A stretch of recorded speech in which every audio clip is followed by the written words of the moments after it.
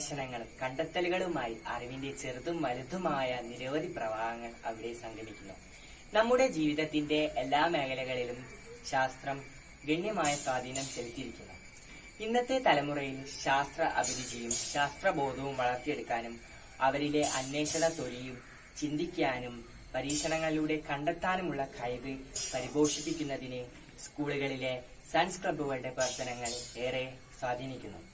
Pavandur higher secondary സ്കൂളിലെ ഈ അധ്യയന വർഷത്തിലെ സയൻസ് ക്ലബ് ഉദ്ഘാടനം കോവിഡ്-19 എന്ന മഹാമാരി സൃഷ്ടിച്ച പ്രതിസന്ധികൾക്കിടയിലും ശാസ്ത്ര നൂതന സാങ്കേതിക വിദ്യയുടെ സഹായത്താൽ തന്നെ നമുക്ക് നടത്താം.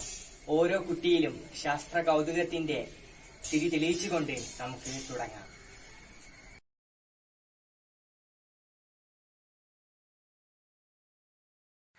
സത്യമായി ശുദ്ധ സ്നേഹമായി ദിവ്യജ്ഞാനമായി വാഴും ദൈവമേ, നിത്യവും നിൻ കൃപാകടാക്ഷങ്ങൾ ഏകനേ ഞങ്ങൾക്കെപ്പോഴും.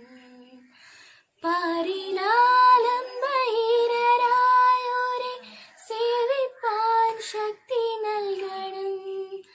സത്യധർമാദി സദ്ഗുണങ്ങളാൽ ജീവിതം ധന്യമാക്കണം. ബുദ്ധനും മഹാവിഷ്ണുവും യേശു ക്രിസ്തുവും നബി അല്ലാഹുവും എല്ലാം ഏകമാണെന്ന വേദാന്തം ഞങ്ങളിൽ ദൃഢമാക്കണം. സത്യമായി ശുദ്ധ സ്നേഹമായി ദിവ്യജ്ഞാനമായി വാഴും ദൈവമേ, നിത്യവും നിൻ കൃപാകടാക്ഷങ്ങൾ ഏകനേ ഞങ്ങൾക്കെപ്പോഴും. നമസ്കാരം. ചടങ്ങിൽ അണിചേർന്ന വിശിഷ്ട വ്യക്തികളെ, പ്രിയ കൂട്ടുകാരെ, നമുക്കറിയാം ഇന്ന് ലോകം കോവിഡ്-19 ഭീതിയിലാണ്.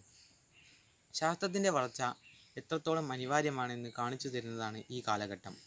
പൊതുവിദ്യാഭ്യാസ സ്ഥാപനങ്ങളടക്കം പ്രവർത്തനരഹിതമായ ഈ സാഹചര്യത്തിലും നമ്മൾ ഓൺലൈൻ ക്ലാസുകൾ വഴിയാണ് നമ്മുടെ പഠനം മുന്നോട്ട് കൊണ്ടുപോകുന്നത്. കുട്ടികളിൽ ശാസ്ത്രത്തോടുള്ള അവബോധം വളർത്തിയെടുക്കുന്നതിൽ സയൻസ് ക്ലബ്ബുകൾക്കുള്ള പ്രാധാന്യം ഏറെയാണ്. ഈ കോവിഡ്-19 പരിമിതികൾ നിന്നുകൊണ്ട് തന്നെ പാവണ്ടൂർ ഹയർ സെക്കൻഡറി സ്കൂളിൽ 2020-21 അധ്യയന വർഷത്തെ സയൻസ് ക്ലബിൻ്റെ പ്രവർത്തനം ഓൺലൈൻ വഴി ആരംഭിക്കുകയാണ്. ഈ ക്ലബിൻ്റെ പ്രവർത്തനങ്ങളിൽ എല്ലാ വിദ്യാർത്ഥികളുടെയും നിറസാന്നിധ്യം ഞാൻ ആഗ്രഹിക്കുന്നു. ആദ്യമായി ഈ ചടങ്ങിലെ മുഖ്യാതിഥിയും ഉദ്ഘാടകനുമായ ശ്രീ KM സുനിൽ അവറുകളെ ഈ ചടങ്ങിലേക്ക് ഹാർദമായി സ്വാഗതം ചെയ്യുന്നു. Kozhikode regional science centre and പ്ലാനറ്റേറിയത്തിലെ എഡ്യൂക്കേഷൻ ഓഫീസറായാണ് ഇദ്ദേഹം വർക്ക് ചെയ്യുന്നത്. ശാസ്ത്രത്തിൻ്റെ പ്രാധാന്യം ജനങ്ങളിലെത്തിക്കാനായി ധാരാളം പ്രവർത്തനങ്ങൾ ഇദ്ദേഹത്തിൻ്റെ കീഴിൽ നടന്നു വരുന്നുണ്ട്. ഡെമോൺസ്ട്രേഷൻ ക്ലാസുകൾ, ചർച്ചകൾ, ധാരാളം എക്സിബിഷനുകൾ തുടങ്ങിയ പ്രവർത്തന പരിപാടികൾ ഇദ്ദേഹത്തിൻ്റെ നേതൃത്വത്തിൽ നടത്തി വരുന്നുണ്ട്. ഒരിക്കൽ കൂടി സുനിൽ അവറുകളെ ഈ ചടങ്ങിലേക്ക് സ്നേഹപൂർവ്വം സ്വാഗതം ചെയ്യുന്നു. അടുത്തതായി നമ്മുടെ ഈ പരിപാടിക്ക് ആശംസകൾ അർപ്പിക്കുന്ന പ്രധാനാധ്യാപിക ശ്രീമതി മധുമതി ടീച്ചറെ ഈ പരിപാടിയിലേക്ക് സ്നേഹപൂർവ്വം സ്വാഗതം ചെയ്യുന്നു. നമ്മുടെ സയൻസ് അധ്യാപകരായ Pradeepan master, Rajitha teacher, Beena teacher എന്നിവരെയും ഈ പരിപാടിയിലേക്ക് സ്നേഹപൂർവ്വം സ്വാഗതം ചെയ്യുന്നു. കൂടാതെ നമ്മുടെ ഈ ക്ലബിൻ്റെ ജോയിൻറ്റ് സെക്രട്ടറിയായ സൂര്യയെയും ഈ പരിപാടിക്ക് നന്ദി പ്രകാശിപ്പിക്കുന്ന നമ്മുടെ ക്ലബിൻ്റെ കൺവീനർ കൂടിയായ ബിന്ദു ടീച്ചറെയും ഞാൻ ഈ പരിപാടിയിലേക്ക് സ്വാഗതം ചെയ്യുന്നു. അതുപോലെ തന്നെ ഈ സ്കൂളിലെ മറ്റ് എല്ലാ അധ്യാപകരെയും ക്ലബിലെ അംഗങ്ങളായ എല്ലാ സഹപാഠികളെയും സ്വാഗതം ചെയ്തുകൊണ്ട് എൻ്റെ ഈ വാക്കുകൾ ഞാൻ ഉപസംഹരിക്കുന്നു. നന്ദി, നമസ്കാരം. പാവണ്ടൂർ ഹയർ സെക്കൻഡറി സ്കൂളിലെ പ്രിയപ്പെട്ട വിദ്യാർത്ഥിനികളെ, 2020-21 വർഷത്തെ നിങ്ങളുടെ സ്കൂളിലെ സയൻസ് ക്ലബിൻ്റെ ഉദ്ഘാടന കർമ്മമാണ് ഇന്നിവിടെ നടക്കാൻ പോകുന്നത്. കോവിഡ് എന്ന മഹാമാരിയെ ലോകമെമ്പാടും നേരിട്ടുകൊണ്ടിരിക്കുന്ന ഒരു സാഹചര്യമാണ് ഇപ്പോൾ. നിങ്ങളുടെ സ്കൂളുകളെല്ലാം അടഞ്ഞുകിടന്നിട്ട് കുറേ മാസങ്ങളായി. നിങ്ങളുടെ അധ്യയനമെല്ലാം വീടുകളിൽ നിന്നാണ് ഇപ്പോൾ നടന്നുകൊണ്ടിരിക്കുന്നത്. സാമൂഹ്യ അകലം പാലിച്ചുകൊണ്ട് സുരക്ഷിതമായി എല്ലാവരും വീടുകളിൽ ഇരുന്നു കൊണ്ട് തങ്ങളുടേതായ പ്രവർത്തനങ്ങൾ നടത്തിക്കൊണ്ടിരിക്കുന്നു. ഈ ഒരു മഹാമാരിയുടെ കാലത്തും ശാസ്ത്ര സാങ്കേതിക വിദ്യയുടെ വളർച്ചയെക്കുറിച്ച് നിങ്ങൾ എല്ലാവരും ചിന്തിച്ചിട്ടുണ്ടാവും. ഈ ശാസ്ത്ര ക്ലബിന്റെ ഉദ്ഘാടനം നടത്താൻ തീരുമാനിച്ച ഈ ഒരു അവസരം ഏറെ പ്രാധാന്യമർഹിക്കുന്നതാണ്. നമുക്കറിയാം, ലോകമെമ്പാടും ഒക്ടോബർ 4 മുതൽ ഒക്ടോബർ 10 വരെ ബഹിരാകാശ വാരമായി ആചരിച്ചുകൊണ്ടിരിക്കുകയാണ്. ഈ ഒരു അവസരത്തിൽ തന്നെ നിങ്ങളുടെ സ്കൂളിലെ ശാസ്ത്ര ക്ലബിന്റെ പ്രവർത്തനം ആരംഭിക്കാൻ തിരഞ്ഞെടുത്തത് ഏറ്റവും ഉചിതമായി. കോവിഡ് എന്ന മഹാമാരിയെ നേരിടാൻ വേണ്ടി അതിനെ പ്രതിരോധിക്കാനുള്ള വാക്സിൻ വികസിപ്പിച്ചെടുക്കാനുള്ള ശ്രമത്തിലാണ് ശാസ്ത്രലോകം. ലോകരാജ്യങ്ങളിൽ ഇതിനെക്കുറിച്ചുള്ള പരീക്ഷണങ്ങൾ നടന്നുകൊണ്ടിരിക്കുകയാണ്. കോവിഡ് എന്ന മഹാമാരിയെ പ്രതിരോധിക്കാനുള്ള വാക്സിൻ കണ്ടുപിടിക്കാനുള്ള ശ്രമത്തിലാണ് ശാസ്ത്രലോകം. നിങ്ങൾക്ക് തോന്നിയിട്ടുണ്ടാവും, ശാസ്ത്രം ഇത്രയേറെ പുരോഗമിച്ചിട്ടും നമുക്ക് ഒരു ചെറിയ വൈറസിനെ നേരിടാൻ എന്തുകൊണ്ട് സാധിക്കുന്നില്ല എന്ന്. ശാസ്ത്ര സാങ്കേതിക വിദ്യയുടെ പുരോഗതി കൊണ്ട് തന്നെയാണ് നമുക്ക് വൈറസിന് എതിരായിട്ടുള്ള ഒരു വാക്സിൻ കണ്ടുപിടിക്കാനുള്ള പരീക്ഷണം ലോകമെമ്പാടും നടന്നുകൊണ്ടിരിക്കുന്നത്. ഒരു വൈറസിനെ പ്രതിരോധിക്കാനുള്ള വാക്സിൻ എന്നത് പെട്ടെന്ന് ഒരു ദിവസം കൊണ്ട് ഉണ്ടാക്കാൻ സാധിക്കുന്ന ഒന്നല്ല.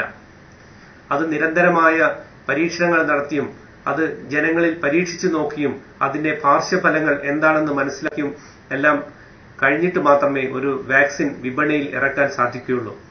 അതുകൊണ്ടാണ് കാലതാമസം എടുക്കുന്നത്. ഒരു വാക്സിൻ പുതുതായി നമ്മുടെ വിപണിയിലേക്ക് ഇറക്കുന്ന സമയത്ത് അത് നമ്മുടെ മനുഷ്യരിൽ പ്രയോഗിച്ചാൽ എന്തെങ്കിലും പാർശ്വഫലങ്ങൾ ഉണ്ടോ എന്നുള്ളത് ഒട്ടേറെ ആളുകളിൽ ഗവേഷണം നടത്തി അത് ഒരു പൂർണ്ണതയിൽ എത്തിച്ചതിന് ശേഷം മാത്രമേ നമുക്ക് അത് ആളുകളിൽ പരീക്ഷിക്കാൻ സാധിക്കുകയുള്ളൂ. എന്തായാലും നമുക്ക് പ്രതീക്ഷിക്കാം, ഏതാണ്ട് അടുത്തു തന്നെ നമ്മുടെ കോവിഡിനെതിരായിട്ടുള്ള വാക്സിൻ ലഭ്യമായി തുടങ്ങുമെന്നത്. ഇതെല്ലാം ഈ വാക്സിന്റെ എല്ലാം പിന്നണിയിൽ പ്രവർത്തിക്കുന്ന ശാസ്ത്രലോകം നമ്മുടെ ശാസ്ത്ര സാങ്കേതിക രംഗത്തുണ്ടായ വളർച്ചയുടെ നേട്ടങ്ങൾ പ്രയോജനപ്പെടുത്തിക്കൊണ്ടാണ് പരീക്ഷണങ്ങൾ നടത്തിക്കൊണ്ടിരിക്കുന്നത്. നമുക്കറിയാം, ശാസ്ത്ര സാങ്കേതിക വിദ്യയുടെ സുവർണ കാലഘട്ടത്തിലാണ് നാം ജീവിക്കുന്നത്. ടെക്നോളജി ഒട്ടേറെ വികസിച്ചിരിക്കുന്നു. ശാസ്ത്രവും ഒട്ടേറെ മുന്നേറിയിരിക്കുന്നു. ഇങ്ങനെയൊരു മഹാമാരി ഒരു 15 വർഷങ്ങൾക്ക് മുമ്പായിരുന്നു വന്നിരുന്നെങ്കിൽ നിങ്ങൾക്ക് ഇതുപോലെ വീടുകളിൽ ഇരുന്നു കൊണ്ടുള്ള ഒരു അധ്യയനമൊന്നും സാധ്യമാവുമായിരുന്നില്ല. കാരണം സാങ്കേതിക വിദ്യ അന്ന് അത്ര വളർന്നിട്ടുണ്ടായിരുന്നില്ല. ഇന്ന് നമുക്ക് ഈ കോവിഡിനെ പോലും പ്രതിരോധിച്ചു നിർത്തിക്കൊണ്ട് നമ്മുടെ എല്ലാ ദൈനംദിന കാര്യങ്ങളും നടന്നു പോകാൻ സാധിക്കുന്നത് ശാസ്ത്ര സാങ്കേതിക വിദ്യയുടെ വളർച്ച കൊണ്ട് തന്നെയാണ്. ഞാൻ നേരത്തെ പറഞ്ഞു, ലോക ബഹിരാകാശ വാരമായി നാം ആചരിച്ചുകൊണ്ടിരിക്കുകയാണ്. ഇത്തവണത്തെ ബഹിരാകാശ വാരത്തിന്റെ തീം എന്ന് പറയുന്നത് ഉപഗ്രഹങ്ങൾ മനുഷ്യ നന്മയ്ക്കായി എന്നുള്ളതാണ്. ഉപഗ്രഹങ്ങൾ എന്നുദ്ദേശിക്കുന്നത് കൃത്രിമ ഉപഗ്രഹങ്ങൾ. നാം വിക്ഷേപിക്കുന്ന കൃത്രിമ ഉപഗ്രഹങ്ങൾ നമുക്ക് എത്രത്തോളം പ്രാധാന്യമുള്ളതാണ് എന്ന് വ്യക്തമാക്കുന്നതാണ് ഇത്തവണത്തെ ലോക ബഹിരാകാശ വാരത്തിന്റെ മുഖ്യ വിഷയം. നിങ്ങൾക്ക് ഇന്ന് വീടുകളിൽ ഇരുന്നു കൊണ്ട് വിക്ടേഴ്സ് ചാനലിൽ നിങ്ങളുടെ പാഠഭാഗങ്ങൾ കാണാൻ സാധിക്കുന്നു. ഇതെല്ലാം സാധ്യമാവുന്നത് എങ്ങനെയാണ്? ഇതെല്ലാം സാധ്യമാവുന്നത് നമ്മുടെ കൃത്രിമ ഉപഗ്രഹങ്ങൾ വഴിയാണ്. കൃത്രിമ ഉപഗ്രഹങ്ങൾ ഉണ്ടായിരുന്നില്ലെങ്കിൽ നിങ്ങൾക്ക് വീടുകളിലിരുന്ന് ഇങ്ങനൊരു സംവിധാനം ലഭ്യമാവുമായിരുന്നില്ല. നമുക്കറിയാം, നിങ്ങൾക്ക് എല്ലാവരും മൊബൈൽ ഫോണുകളെല്ലാം നിങ്ങൾ ഉപയോഗിക്കുന്ന ആളുകളായിരിക്കും. ലോകത്ത് എവിടെ നടക്കുന്ന കാര്യങ്ങളും നിങ്ങളുടെ വിരൽത്തുമ്പിൽ അറിയാൻ നിങ്ങൾക്ക് സാധിക്കുന്നു. ഗൂഗിളിൽ വഴി സെർച്ച് ചെയ്ത് കഴിഞ്ഞാൽ നമുക്ക് ഏത് കാര്യങ്ങളെ പറ്റിയുള്ള വിവരങ്ങളും ലഭിക്കും. നിങ്ങളുടെ ഫോണിൽ കാണുന്ന GPS സംവിധാനം അത് ഒരു ഉപഗ്രഹ സംവിധാനത്തിന്റെ ഏറെ പ്രത്യേകതയാണ്. നമുക്ക് പണ്ട് കാലത്ത് ഒരു സ്ഥലത്തെത്തിയാൽ എവിടെയെങ്കിലും കണ്ടുപിടിക്കണമെങ്കിൽ ആളുകളോട് വഴി ചോദിച്ച് അവിടേക്കെല്ലാം അന്വേഷിച്ച് കണ്ടെത്തേണ്ടിയിരുന്ന ഒരു കാലം ഉണ്ടായിരുന്നു. പക്ഷെ ഇന്ന് നിങ്ങളുടെ ഫോണിലുള്ള ഗൂഗിൾ മാപ്പ് ഉപയോഗിച്ച് നമുക്ക് ഏതൊരു പ്രദേശത്തെയും നമുക്ക് പെട്ടെന്ന് തിരിച്ചറിയാൻ സാധിക്കും. അങ്ങനെ ഉപഗ്രഹങ്ങൾ ഒരുപാട് കാര്യങ്ങളാണ് നമ്മുടെ നിത്യജീവിതത്തിൽ നമുക്ക് അതിന് ഉപയോഗപ്രദമായി കൊണ്ടിരിക്കുന്നത്. നിത്യജീവിതത്തിൽ എന്ന് പറഞ്ഞാൽ എല്ലാ മേഖലയിൽപ്പെട്ട ആളുകൾക്കും ഈ ഉപഗ്രഹങ്ങളുടെ സംവിധാനം ഇന്ന് ലഭ്യമായിക്കൊണ്ടിരിക്കുകയാണ്. പ്രധാനമായും വാർത്താവിനിമയ രംഗത്താണ് ഏറ്റവും കൂടുതൽ ഉപഗ്രഹ സംവിധാനത്തിന്റെ പ്രാധാന്യം ഇന്ന് വ്യക്തമായിക്കൊണ്ടിരിക്കുന്നത്. അതുപോലെ തന്നെ ദുരന്ത നിവാരണം, കാലാവസ്ഥ പ്രവചനം, ഇത്തരം കാര്യങ്ങളിലെല്ലാം ഉപഗ്രഹങ്ങൾ വഹിക്കുന്ന പങ്ക് നിർണായകമാണ്. ആദ്യകാലങ്ങളിലെല്ലാം വലിയ പ്രളയവുമെല്ലാം ഉണ്ടായിക്കഴിഞ്ഞാൽ നമുക്ക് എത്രയോ മരണങ്ങളും എല്ലാം ഉണ്ടാവുമായിരുന്നു. പക്ഷേ ഇന്ന് അതെല്ലാം ഒരുപാട് നമുക്ക് കുറയ്ക്കാൻ സാധിച്ചിട്ടുണ്ട്. ഇതെല്ലാം കാരണം കൃത്രിമ ഉപഗ്രഹങ്ങൾ വഴി ലഭിക്കുന്ന കാലാവസ്ഥ മുന്നറിയിപ്പുകളും അതുപോലെ ഒരു പ്രദേശത്തെ ഭൂപ്രകൃതിയെക്കുറിച്ചുള്ള വിവരങ്ങളെല്ലാം നമുക്ക് അറിയാൻ സാധിക്കുമ്പോൾ നമുക്ക് അതിനുവേണ്ടിയുള്ള മുന്നൊരുക്കങ്ങൾ ചെയ്യാൻ സമയം ലഭിക്കുന്നു. ചുഴലി കൊടുങ്കാറ്റുണ്ടാകുമ്പോഴും എല്ലാം നമുക്ക് നേരത്തെ തന്നെ അറിയിപ്പ് ലഭിക്കുന്നു. ഇത്തരം അറിയിപ്പുകളെല്ലാം ലഭിക്കുന്നത് കൊണ്ട് നമുക്ക് ആ ഒരു പ്രദേശത്ത് ഉള്ള ആളുകളെയെല്ലാം മാറ്റിപ്പാർപ്പിക്കാനുള്ള സമയം ലഭിക്കുന്നു. ഇങ്ങനെ കൃത്രിമ ഉപഗ്രഹങ്ങൾ നമ്മുടെ മനുഷ്യ നന്മയ്ക്ക് എത്ര സേവനമാണ് ചെയ്യുന്നത്. കൂടാതെ കാർഷിക മേഖലയ്ക്കാണെങ്കിൽ ഒരുപാട് പ്രയോജനങ്ങൾ ലഭിക്കുന്നുണ്ട്. ഓരോരോ പ്രദേശത്ത് ലഭിക്കുന്ന വിളകളെക്കുറിച്ചുള്ള വിവരങ്ങൾ ലഭിക്കാനും അതേപോലെ തന്നെ അവിടെ എന്തൊക്കെ കൃഷികൾ നമുക്ക് ചെയ്യാൻ സാധിക്കും, ഇത്തരം കാര്യങ്ങളെല്ലാം ഉപഗ്രഹ സംവിധാനം വഴി ലഭ്യമായിക്കൊണ്ടിരിക്കുന്ന ഒരു കാലഘട്ടമാണിത്. സമുദ്ര സമ്പത്തിനെ കുറിച്ചുള്ള പഠനങ്ങൾക്കും ഉപഗ്രഹങ്ങൾ ഉപയോഗിക്കുന്നു.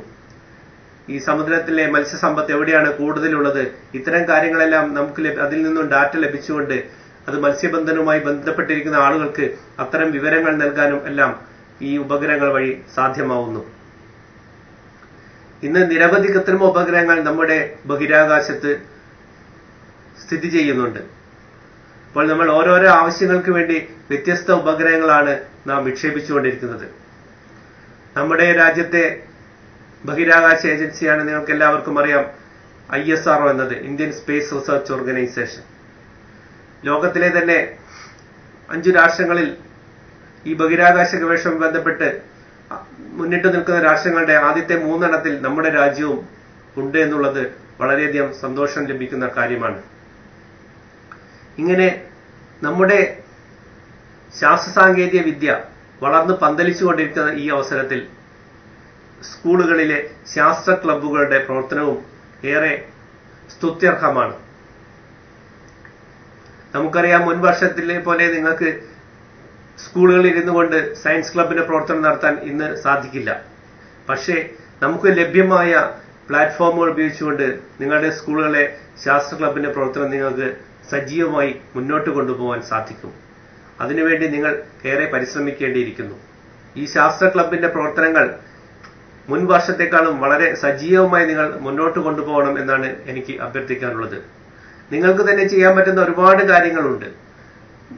നിങ്ങളുടെ ചുറ്റുപാട്ടിൽ ലഭിക്കുന്ന വളരെ ചെലവ് കുറഞ്ഞതും പാഴ്വസ്തുക്കൾ ഉപയോഗിച്ച് ചെറിയ ചെറിയ ശാസ്ത്രത്തിന്റെ പുതിയ മോഡലുകളെല്ലാം നിങ്ങൾ നിർമ്മിച്ചുകൊണ്ട് ചെറിയ ചെറിയ വർക്കിംഗ് മോഡലുകൾ, നിങ്ങളുടെ ശാസ്ത്ര അടിസ്ഥാന തത്വങ്ങളെ ആസ്പദമാക്കിയിട്ടുള്ള ചെറിയ മോഡലുകൾ നിർമ്മിച്ച് നിങ്ങൾ അതിന്റെ പ്രവർത്തനമെല്ലാം നിങ്ങൾ അതിന് വീഡിയോ എടുത്ത് നിങ്ങൾ സ്കൂൾ ക്ലാസ് ഗ്രൂപ്പുകളിലെല്ലാം പോസ്റ്റ് ചെയ്ത് കഴിയുമ്പോൾ അതിൽ നിന്ന് നിങ്ങൾക്ക് നിങ്ങളുടെ ക്രിയേറ്റിവിറ്റി എന്താണെന്നുള്ളത് നിങ്ങൾക്ക് തന്നെ മനസ്സിലാക്കാൻ സാധിക്കും. അപ്പൊ നമുക്ക് ഒന്നിച്ചിരുന്ന് നിങ്ങൾക്ക് മോഡലുകൾ ഉണ്ടാക്കാനും പുതിയ ഇന്നോവേറ്റീവ് മോഡൽസ് നിർമ്മിക്കാനുള്ള പരിമിതികളുണ്ട്. അപ്പൊ നിങ്ങൾ നിങ്ങളുടെ ചുറ്റുപാട് ലഭിക്കുന്ന വസ്തുക്കൾ ഉപയോഗിച്ച് നിങ്ങളുടെ ചെറിയ ചെറിയ കൊച്ചു കാര്യങ്ങളെല്ലാം നിങ്ങൾ ചെയ്ത് മറ്റുള്ളവരിലേക്ക് കൂടി എത്തിക്കാം. അപ്പൊ നിങ്ങളുടെ ഗ്രൂപ്പുകളിലെല്ലാം അത് ഇടുന്ന സമയത്ത് മറ്റുള്ളവർക്ക് അത് കണ്ട് അതിലെന്തൊക്കെ കൂടുതൽ മാറ്റങ്ങൾ വരുത്താനുണ്ട്, അതിലെന്തൊക്കെ പുതുതായി ചേർക്കാൻ പറ്റും, ഇത്തരം കാര്യങ്ങളെല്ലാം നിങ്ങളുടെ ഗ്രൂപ്പുകളിൽ ഡിസ്കസ് ചെയ്തുകൊണ്ട് ഈ ഒരു ശാസ്ത്ര ക്ലബിന്റെ പ്രവർത്തനം നമുക്ക് വളരെയധികം മുന്നോട്ട് കൊണ്ടുപോകാൻ സാധിക്കും. നമുക്കറിയാം, ഇപ്പോൾ ഈ ഒരാഴ്ച നമുക്ക് നോബൽ സമ്മാനമെല്ലാം പ്രഖ്യാപിക്കുന്ന ഒരു അവസരമാണ്. അപ്പോൾ വൈദ്യശാസ്ത്രത്തിൽ ഹെപ്പറ്റൈറ്റിസ് ബി ഇതിനെ കുറിച്ചുള്ള പഠനത്തിനാണ് നോബൽ സമ്മാനം ലഭിച്ചിരിക്കുന്നത്. ഭൗതിക ശാസ്ത്രത്തിലാവട്ടെ തമോഗർത്തത്തെ കുറിച്ചുള്ള പഠനത്തിന്. അങ്ങനെയുള്ള നോബൽ സമ്മാനം ജേതാക്കളെ കുറിച്ചുള്ള കാര്യങ്ങളെല്ലാം നിങ്ങൾ നിങ്ങളുടെ സയൻസ് ക്ലബിൽ ചർച്ച ചെയ്യുകയും അവരെക്കുറിച്ചുള്ള കൂടുതൽ കാര്യങ്ങളെല്ലാം നിങ്ങൾ അറിയാൻ ശ്രമിക്കുകയും ചെയ്തു കഴിഞ്ഞാൽ നമുക്ക് ഈ ഒരു ശാസ്ത്ര ക്ലബിന്റെ പ്രവർത്തനങ്ങൾ നിങ്ങൾ വീടുകളിൽ ഇരുന്നു കൊണ്ട് തന്നെ നിങ്ങൾക്ക് സജീവമായി മുന്നോട്ട് കൊണ്ടുപോകാൻ സാധിക്കും. ശാസ്ത്രബോധമുള്ള ഒരു തലമുറയ്ക്ക് മാത്രമേ നമുക്ക് നമ്മുടെ രാജ്യത്തെ പുരോഗതിയിലേക്ക് നയിക്കാൻ സാധിക്കുകയുള്ളൂ. ശാസ്ത്രം പഠിച്ചതുകൊണ്ട് മാത്രം കാര്യമായില്ല. ശാസ്ത്രം നമ്മുടെ നിത്യജീവിതത്തിൽ അത് ഏതെല്ലാം മേഖലകളിലാണ് നമുക്ക് അനുഭവപ്പെടുന്നത് എന്ന കാര്യം നാം മനസ്സിലാക്കണം. നമ്മുടെ നിത്യജീവിതത്തെ നിങ്ങൾ ആലോചിച്ച് നോക്കിക്കഴിഞ്ഞാൽ ശാസ്ത്രത്തിന്റെ വളർച്ച ഇല്ലാത്തൊരു മേഖലയും നമുക്ക് കാണാൻ സാധിക്കില്ല. അപ്പോൾ പുതിയ പുതിയ കാര്യങ്ങൾ അറിയാനും ഒരു ശാസ്ത്രീയ മനോഭാവത്തോടെ കാര്യങ്ങളെ നേരിടാനും ഉള്ള കഴിവ് നിങ്ങൾക്ക് ആർജിക്കണമെങ്കിൽ നിങ്ങൾക്ക് ശാസ്ത്രബോധം ഉണ്ടായിരിക്കണം. അപ്പൊ ഇത്തരം ഈ സയൻസ് ക്ലബ്ബുകളെല്ലാം ഇത്തരം പ്രവർത്തനങ്ങൾക്ക് കൂടുതൽ പ്രോത്സാഹനം നൽകുകയും ഇത്തരം ക്ലബ്ബുകളിൽ പ്രവർത്തിക്കുന്നതിലൂടെ നിങ്ങൾക്ക് പുതിയ പുതിയ അറിവുകൾ നേടാനും മറ്റുള്ളവരുമായി പുതിയ പുതിയ കാര്യങ്ങൾ പങ്കുവയ്ക്കാനുമെല്ലാം സാധിക്കുന്നു. പാവണ്ടൂർ ഹയർ സെക്കൻഡറി സ്കൂളിലെ 2020-21 വർഷത്തെ സയൻസ് ക്ലബിന്റെ പ്രവർത്തനങ്ങൾ വളരെ വിപുലമായ രീതിയിൽ തന്നെ നടന്നു പോകണം എന്നാണ് ഞാൻ ആഗ്രഹിക്കുന്നത്. ഈ സയൻസ് ക്ലബിന്റെ ഔപചാരികമായ ഉദ്ഘാടനം നിർവഹിക്കാൻ എന്നെ ക്ഷണിച്ചതിൽ എനിക്ക് വളരെയധികം സന്തോഷമുണ്ട്.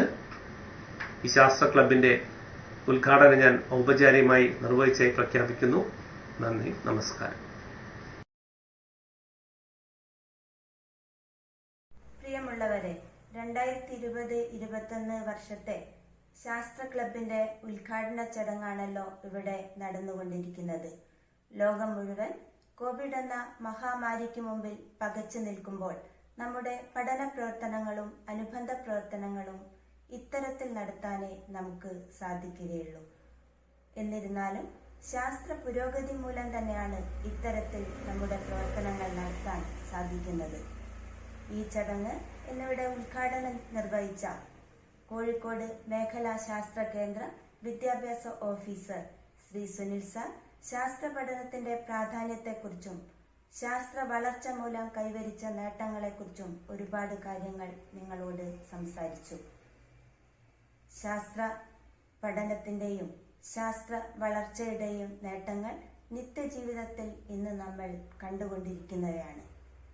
വിദ്യാർത്ഥികളിൽ ശാസ്ത്രബോധം ഉണ്ടാക്കാൻ ശാസ്ത്ര പഠനത്തിനും ശാസ്ത്ര പരീക്ഷണങ്ങൾക്കും ഏറെ പ്രാധാന്യമുണ്ട്. അതിന് ഇത്തരത്തിലുള്ള ക്ലബ്ബ് പ്രവർത്തനങ്ങൾ വളരെയധികം സഹായകരമാണ്. ശാസ്ത്ര പരീക്ഷണങ്ങളിലൂടെയും നിരീക്ഷണങ്ങളിലൂടെയും ശാസ്ത്രബോധമുള്ള ഒരു തലമുറയെ വാർത്തെടുക്കാൻ ഇത്തരം ക്ലബ്ബ് പ്രവർത്തനങ്ങൾക്ക് സാധിക്കട്ടെ എന്നാശംസിച്ചുകൊണ്ട് നിർത്തുന്നു. നന്ദി, നമസ്കാരം.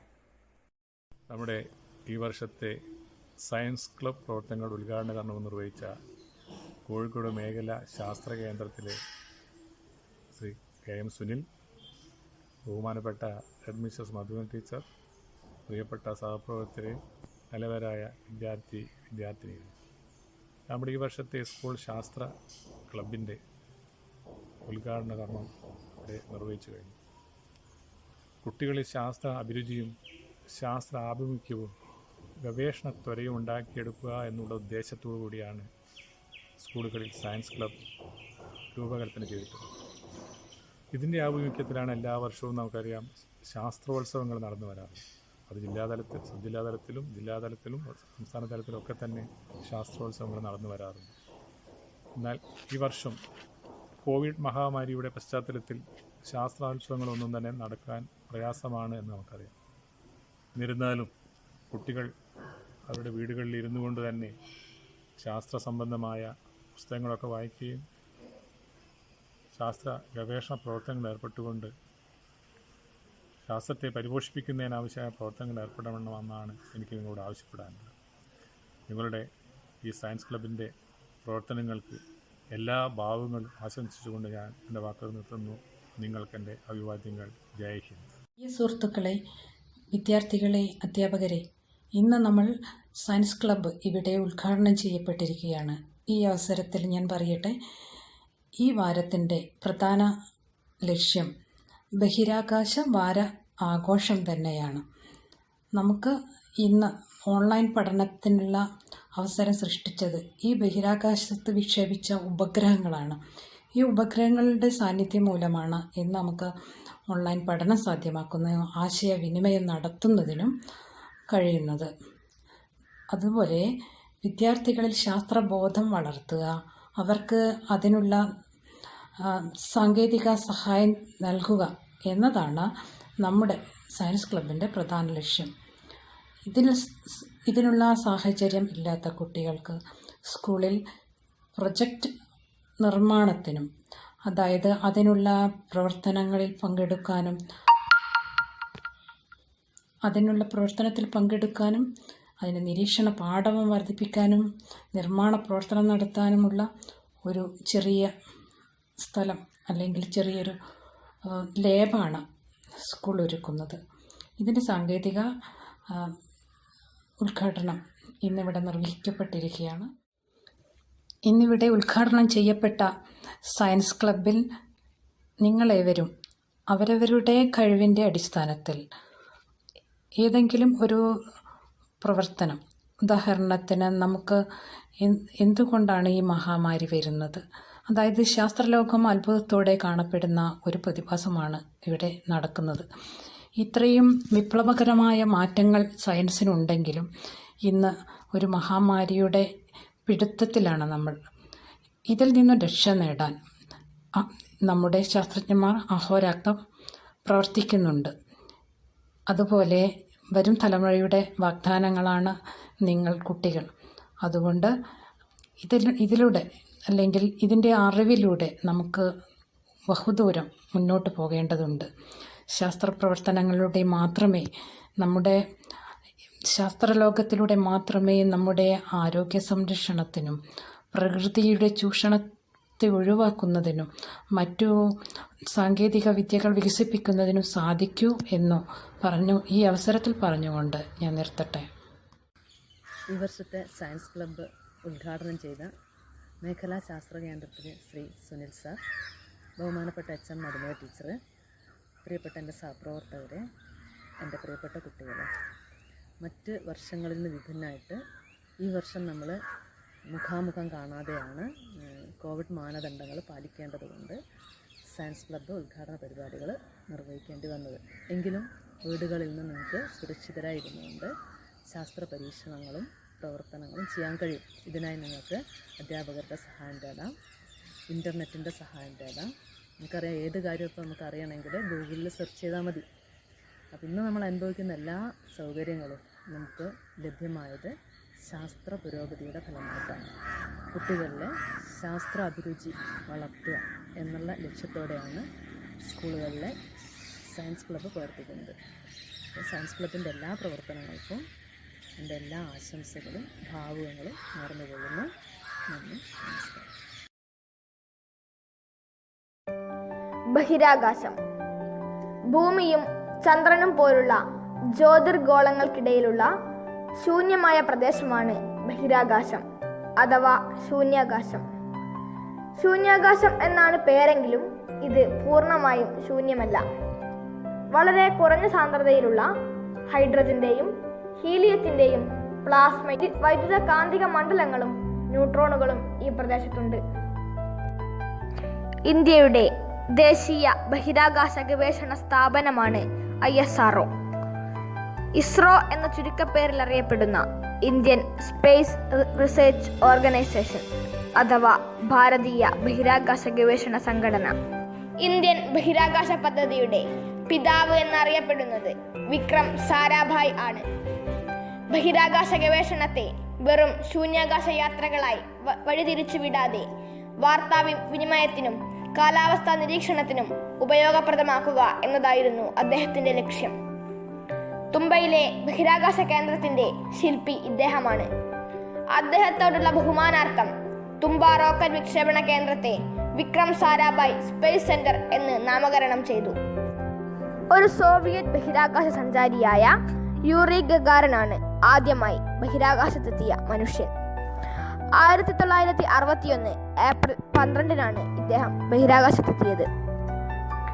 ബഹിരാകാശത്തെത്തിയ പ്രഥമ ഭാരതീയനാണ് രാകേഷ് ശർമ്മ. 1984 ഏപ്രിൽ 2-ന് റഷ്യൻ നിർമ്മിത സോയൂസ് T-11 എന്ന വാഹനത്തിലാണ് അദ്ദേഹം ശൂന്യാകാശത്തിലെത്തിയത്. സല്യൂട്ട് 7 എന്ന ബഹിരാകാശ നിലയത്തിൽ 8 ദിവസം അദ്ദേഹം ചിലവഴിച്ചു. ശൂന്യാകാശത്തിലെത്തുന്ന ലോകത്തിലെ 138ാമത്തെ സഞ്ചാരിയായിരുന്നു രാകേഷ് ശർമ്മ. ബഹിരാകാശത്തെത്തിയ ആദ്യ ഇന്ത്യൻ വംശജയാണ് കൽപ്പന ചൗള. 1995 നാസയുടെ ബഹിരാകാശ ഗവേഷണ സംഘത്തിൽ അംഗമായതോടെ തൻ്റെ എക്കാലത്തെയും സ്വപ്നമായ ബഹിരാകാശ യാത്രയിലേക്കുള്ള വാതിലുകൾ കൽപ്പനയ്ക്ക് മുമ്പിൽ തുറന്നു. 2003 ജനുവരി 16 കൽപ്പന രണ്ടാം തവണയും ബഹിരാകാശത്തേക്ക് പറന്നുയർന്നു. 6 പേർക്കൊപ്പമായിരുന്നു കൽപ്പനയുടെ രണ്ടാമത്തെ ബഹിരാകാശ യാത്ര. ബഹിരാകാശത്തിൽ അനുഭവപ്പെടുന്ന ഭാരമില്ലായ്മയെ പറ്റിയുള്ള ഗവേഷണമായിരുന്നു അവരുടെ ദൗത്യം. ബഹിരാകാശ സഞ്ചാരികളുടെ സുരക്ഷയ്ക്ക് വേണ്ടിയായിരുന്നു നാസ ഈ പഠനം നടത്തിയത്. 17 ദിവസത്തെ ഗവേഷണങ്ങൾക്കു ശേഷം 2003 ഫെബ്രുവരി 1 ഫ്ലോറിഡയിലെ കെന്നഡി സ്പേസ് സെന്ററിൽ തിരിച്ചിറങ്ങാൻ മിനിറ്റുകൾ ബാക്കിയുള്ളപ്പോൾ കൊളംബിയ ചിന്നിച്ചിതറി. കൽപ്പനയടക്കം 7 ബഹിരാകാശ സഞ്ചാരികളും ദുരന്തത്തിൽ മരണമടഞ്ഞു. ബഹിരാകാശത്ത് ഏറ്റവും അധികം ദിവസം കഴിച്ചുകൂട്ടിയ വനിതയാണ് സുനിത വില്യംസ്. 1998 ജൂൺ മാസത്തിൽ സുനിത വില്യംസ് നാസയിലേക്ക് തിരഞ്ഞെടുക്കപ്പെടുകയും ആഗസ്റ്റ് മാസത്തിൽ പരിശീലനം തുടങ്ങുകയും ചെയ്തു. 2006 ഡിസംബർ 9 ഡിസ്കവറി ബഹിരാകാശ പേടകത്തിൽ സുനിത വില്യംസ് തൻ്റെ ആദ്യത്തെ ബഹിരാകാശ യാത്രയ്ക്ക് തുടക്കമിട്ടു. STS-116 എന്ന പേരു നൽകിയിരുന്ന ഈ സംഘം 14ാമത് പര്യവേഷണ സംഘത്തിൽ ചേർന്നു. പിന്നീട് ഈ സംഘത്തിലെ റഷ്യൻ അംഗങ്ങൾ മാറി പുതിയവർ വന്നതോടെ 15ാം പര്യവേഷണ സംഘമായപ്പോൾ സുനിത അതിലും അംഗമായി. ബഹിരാകാശം എല്ലാം കൊണ്ടും മനുഷ്യന് വെല്ലുവിളികൾ നിറഞ്ഞതാണ്. ഭൂമിയുടെ ഭ്രമണപഥത്തിലേക്ക് എത്തുന്നതിന് മണിക്കൂറിൽ കുറഞ്ഞത് 28,100 കിലോമീറ്റർ വേഗത ആവശ്യമാണ്. ഇത് സാധാരണ വിമാനങ്ങളുടേതിനേക്കാൾ വളരെ കൂടുതലാണ്. ബഹിരാകാശത്ത് ശൂന്യതയും വികിരണങ്ങളും മറ്റ് ഭീഷണികൾ ഉയർത്തുന്നു. ശൂന്യാകാശത്തെ ഗുരുത്വമില്ലായ്മ ശാരീരികമായ ധാരാളം ബുദ്ധിമുട്ടുകൾ ഉണ്ടാക്കും. ഇത്തരം ബുദ്ധിമുട്ടുകൾ കാരണം മനുഷ്യൻ്റെ ബഹിരാകാശ യാത്ര ഭൂമിയുടെ ഭ്രമണപഥത്തിലേക്കും ചന്ദ്രനിലേക്കുമായി പരിമിതപ്പെടുത്തി. മറ്റിടങ്ങളിലേക്ക് മനുഷ്യൻ ഇല്ലാത്ത ഉപഗ്രഹങ്ങൾ മാത്രമാണ് പര്യവേഷണങ്ങൾക്ക് വേണ്ടി അയക്കാറുള്ളത്. എങ്കിലും ഈ കഠിനമായ വെല്ലുവിളികളെല്ലാം നേരിട്ടുകൊണ്ട് മനുഷ്യകുലത്തിൻ്റെ പാദസ്പർശം ഇന്നും ബഹിരാകാശം വരെ എത്തി നിൽക്കുന്നു. നന്ദി, നമസ്കാരം. Hi friends, I am Abhay Kiran of 9th A. I am here to present an experiment of electrolysis of sodium chloride. First of all, what is electrolysis? Electrolysis is the process of decomposition of a compound of a solution brought about by passing electric current through it. Here we can see that in sodium chloride there is positive sodium ion and negative chloride ions. In water there is positive hydrogen ions and negative hydroxide ions. When electric current passes through the solution, in the negative terminal, hydrogen ion receives electron and hydrogen gas is formed, and in the positive terminal, chloride ion loses electron and chlorine gas is formed. We can keep test tubes above the electrodes to collect the gases, and we can separate them also. Here, in my case, I have given a 5-watt DC power supply and 2 copper wires as electrodes. Because of low current, hydrogen and chlorine is not formed in a big amount. When we have given a higher current, then chlorine and hydrogen will be formed in a big amount and can be collected. Here we can see that hydrogen bubbles are coming from the negative electrode. Small bubbles are coming.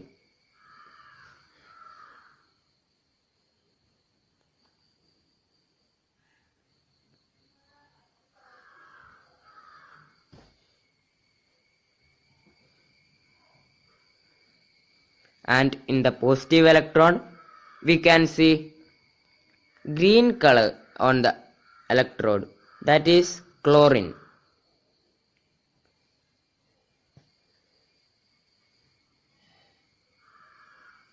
Thank you. എല്ലാവർക്കും നമസ്കാരം. ഞാൻ 9th C ക്ലാസ്സിൽ പഠിക്കുന്ന അംബാസ് മുഹമ്മദ്. ഞാൻ നിങ്ങൾക്കിന്ന് പരിചയപ്പെടുത്തി തരാൻ പോകുന്ന വിഷയം പ്രകൃതി ദുരന്തങ്ങളൊക്കെ മുൻകൂട്ടി അറിയാൻ വേണ്ടിയിട്ട് ഉണ്ടാക്കിയൊരു ഉപകരണമാണ്. ഇപ്പോൾ പ്രകൃതിയിലൊരു ഭൂകമ്പം കാറ്റടിക്കുന്നവരൊക്കെ ഈ വെയിറ്റ് വെച്ചത് അങ്ങോട്ടും ഇങ്ങോട്ടും അടിയും. അന്നേരം ഇതിന് തട്ടുന്നേരം ഒരു അലാറം അടിക്കും. അപ്പോൾ നമുക്ക് പ്രകൃതി ദുരന്തങ്ങളൊക്കെ മുൻകൂട്ടി അറിയാൻ കഴിയും.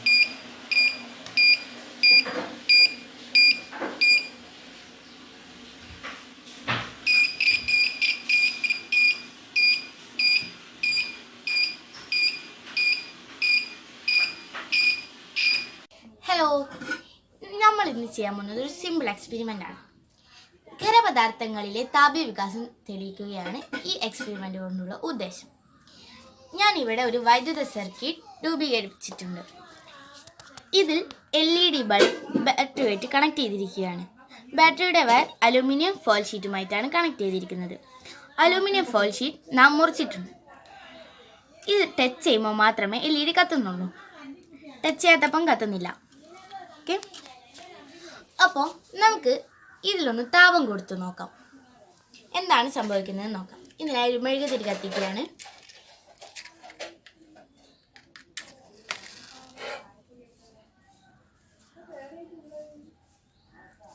മെഴുകുതിരി കത്തിച്ചിട്ടുണ്ട്. നമുക്ക് അലൂമിനിയം ഫോയിൽ ഷീറ്റിൽ താപം പ്രയോഗിച്ച് നോക്കാം. ഇപ്പോൾ കത്തുന്നില്ല. നോക്കൂ, കത്തുന്നുണ്ട്. LED bulb കത്തുകയാണ്. ഇതിന്റെ കാരണം എന്തായിരിക്കാം? നാം അലൂമിനിയം ഫോയിൽ ഷീറ്റിൽ താപം പ്രയോഗിച്ചു. അപ്പോഴാണ് LED ബൾബ് കത്തിയത്. ഇതിന് കാരണം നാം താപം പ്രയോഗിച്ചപ്പോൾ അലൂമിനിയം ഷീറ്റ് വികസിച്ചു എന്നുള്ളതാണ്. ഈ സിമ്പിൾ എക്സ്പെരിമെന്റിൽ നിന്നും നമുക്ക് മനസ്സിലാക്കാൻ സാധിക്കുന്നത് താപം പ്രയോഗിക്കുമ്പോൾ ഏതൊരു വസ്തുവും വികസിക്കുന്നു എന്നുള്ള കാര്യമാണ്. Thank you. പ്രിയമുള്ളവരെ, പഠന പ്രവർത്തനങ്ങളെല്ലാം ഓൺലൈനായി മാറിയ ഈ സാഹചര്യത്തിൽ നമ്മുടെ ഈ വർഷത്തെ സയൻസ് ക്ലബിൻ്റെ ഉദ്ഘാടനവും ഓൺലൈനായി നടന്നിരിക്കുകയാണല്ലോ. നമ്മുടെ ക്ഷണം സ്വീകരിച്ച് ഈ സയൻസ് ക്ലബ്ബ് ഉദ്ഘാടനം ചെയ്ത കോഴിക്കോട് മേഖലാ ശാസ്ത്ര കേന്ദ്രം എഡ്യൂക്കേഷൻ ഓഫീസർ ശ്രീ KM സുനിലിന് നമ്മുടെ സ്കൂളിൻ്റെ പേരിലും സയൻസ് ക്ലബിൻ്റെ പേരിലുമുള്ള നന്ദി അറിയിക്കുന്നു. ഈ ചടങ്ങിൽ ആശംസകൾ അർപ്പിച്ച് സംസാരിച്ച നമ്മുടെ സ്കൂളിലെ പ്രധാന അധ്യാപിക Srimathi Madhumathi teacher, PTA president Shri OP Murali, staff secretary Shri P Pradeep Kumar, science അധ്യാപികമാരായ ശ്രീമതി രജിത ടീച്ചർ, ശ്രീമതി ബീന ടീച്ചർ എന്നിവർക്ക് സയൻസ് ക്ലബിൻ്റെ പേരിൽ നന്ദി അറിയിക്കുന്നു. ഈ ചടങ്ങിൽ സ്വാഗത ഭാഷണം നടത്തിയ science club secretary Akshay Kumar, joint secretary Surya, പ്രാർത്ഥനാ ഗാനം ആലപിച്ച സ്വാതി എന്നീ വിദ്യാർത്ഥികൾക്കും സയൻസ് ക്ലബിൻ്റെ പേരിൽ നന്ദി അറിയിക്കുന്നു. ഈ പ്രതികൂല സാഹചര്യത്തിലും വീട്ടിൽ ലഭിക്കുന്ന സാമഗ്രികൾ ഉപയോഗിച്ച് ലഘുപരീക്ഷണങ്ങൾ നടത്തി തങ്ങളുടെ ശാസ്ത്ര അഭിരുചി തെളിയിച്ച അഭയ് കിരൺ, അമ്രാസ് മുഹമ്മദ്, ദേവപ്രിയ എന്നീ കുട്ടികൾക്കും പ്രസന്റേഷൻ അവതരിപ്പിച്ച ഗൗതം കൃഷ്ണയ്ക്കും സയൻസ് ക്ലബിൻ്റെ പേരിൽ പ്രത്യേകം നന്ദി അറിയിക്കുന്നു. കൂടാതെ ഈ ചടങ്ങ് മനോഹരമാക്കാൻ സഹായിച്ച എൻ്റെ സഹപ്രവർത്തകർ, സയൻസ് ക്ലബ് അംഗങ്ങൾ, രക്ഷിതാക്കൾ എന്നിവർക്ക് എൻ്റെ പേരിലും സയൻസ് ക്ലബിൻ്റെ പേരിലുമുള്ള നന്ദി അറിയിക്കുന്നു. ശാസ്ത്രബോധത്തോടെയുള്ള മുന്നോട്ടുള്ള പ്രയാണത്തിന് വിദ്യാർത്ഥികൾക്ക് ഈ ചടങ്ങ് ഒരു കൈത്തിരിയാവുമെന്ന് ഞാൻ പ്രത്യാശിക്കുന്നു. നന്ദി, നമസ്കാരം.